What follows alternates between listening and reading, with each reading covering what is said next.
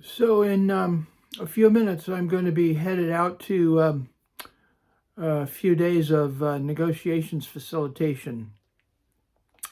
And a thought occurred to me as I was packing my car that one of the issues that my clients always face is that the unconscious competence of their constituencies, or the assumption of their constituencies, is that when they're negotiating, they're sitting on opposite sides of a table, passing their demands back and forth, and insulting those demands to try and get the other party to accept them. And it doesn't work that way when we're using the interest-based approach, that is.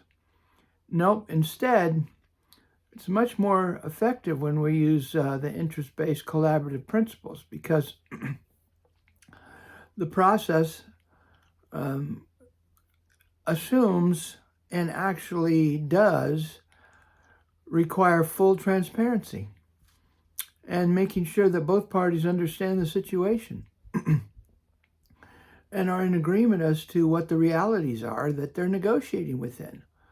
What they don't do is put forward a demand or a want and then react in a negative fashion, such that the interest underlying that want or that demand or that offer or that proposal are insulted. It's that kind of thing that causes relationships to be shattered, and reactions to the parties to the ugliness of that negotiations model to linger for years. So it's very critical for the negotiators to literally educate their constituencies on the process itself that's being used in the negotiations.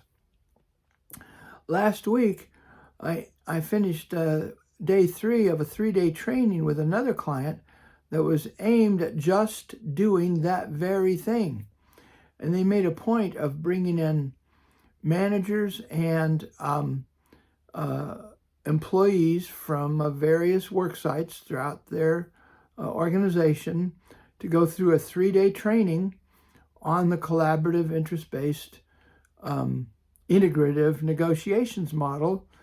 And it was fascinating to learn from all of those participants how much they thought negotiations looked completely different than what they received in this training.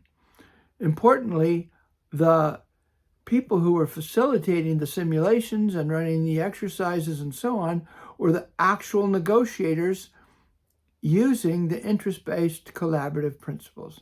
So I just wanted to have you get a bit of an idea about how important it is for constituencies to be educated on how the process looks.